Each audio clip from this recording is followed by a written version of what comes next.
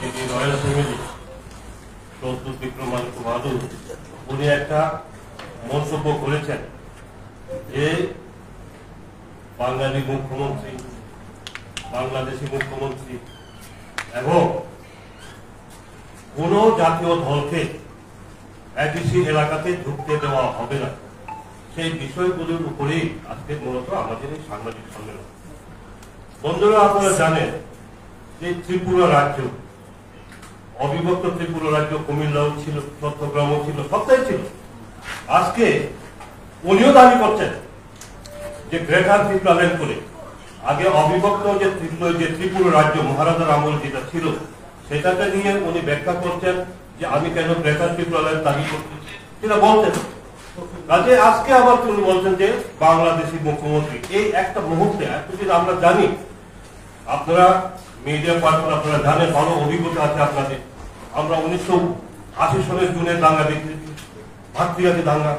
আবার কি এটা পুনরাবৃত্তি করার জন্য চক্রান্ত চলছে? আজকে যদি রয়্যাল ফ্যামিলিকে, এই ত্রিপুরা রাজ্যের যে রয়্যাল ফ্যামিলিকে যদি সম্মান দিয়ে থাকে, সেটা ভারতীয় জনতা পার্টি আশা করছে। আজকে ভারতীয় জনতা পার্টি কি করেছে? এই রাজ পরিবারকে সম্মান দিতে গিয়ে মহারাজা নামে এয়ারপোর্ট আমরা নামকরণ করেছি। মহারাজের জন্মদিবসকে আমরা সরকারি ছুটি হিসাবে আমরা ঘোষণা করেছি।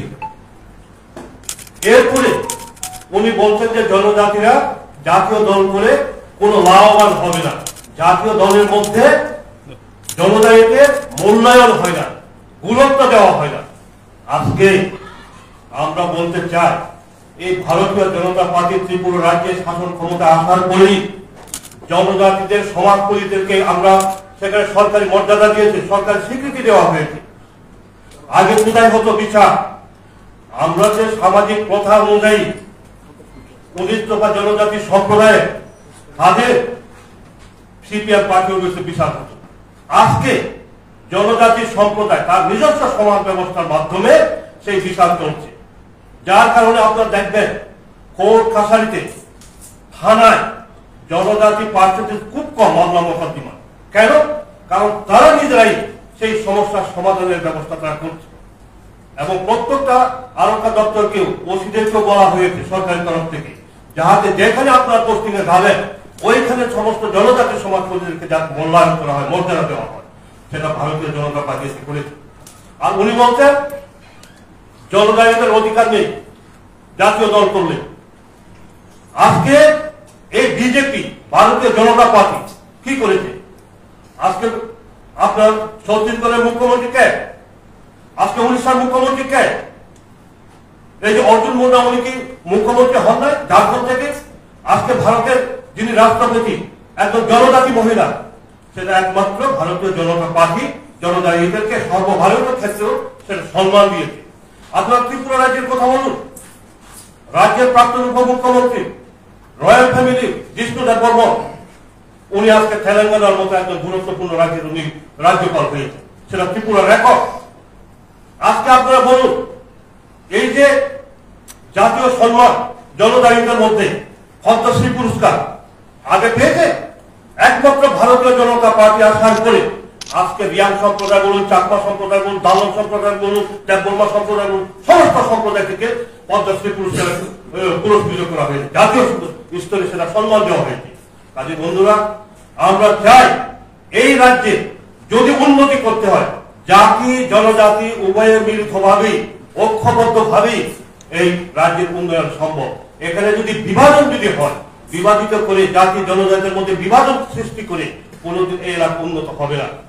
আমরা যদি বলি এই এডিসি এলাকার মধ্যে শাসন ক্ষমতা, আমি ভাগ এডিসি অধিবেশনে বলেছি, যতটুকু সম্ভব আমাদেরকে অপোজিশন হিসেবে বিরোধী ভূমিকা মনে করবেন না।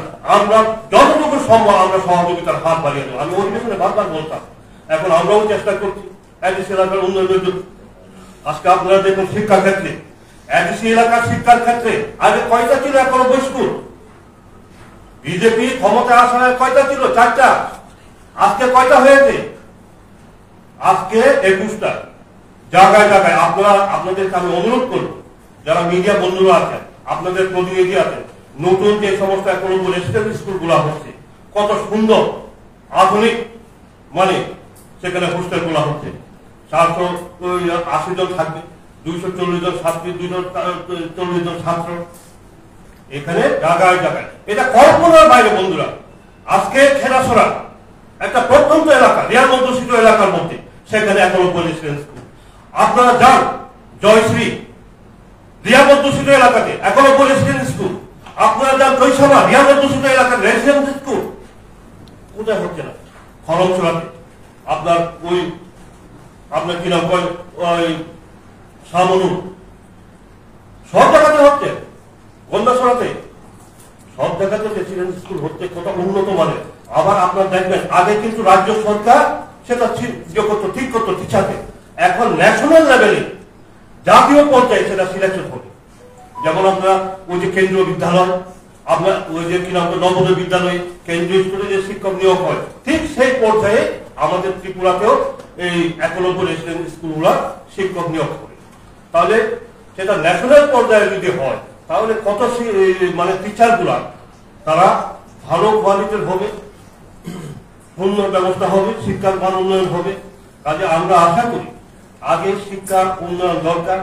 এখানে তো 91 বললাম, তারপরে ট্রাইবাল ওয়েলফেয়ার ডিপার্টমেন্টের মাধ্যমেও আমরা জায়গায় জায়গায় কিন্তু হোস্টেল, বিশেষ করে হোস্টেল, গার্লস হোস্টেল হোক, বয়েজ হোস্টেল হোক, জায়গায় জায়গায় প্রত্যেকটা জায়গাতে সেটা চলবে। যাই হোক, এইটুকু পরে যদি কোনো সংযোজন থাকে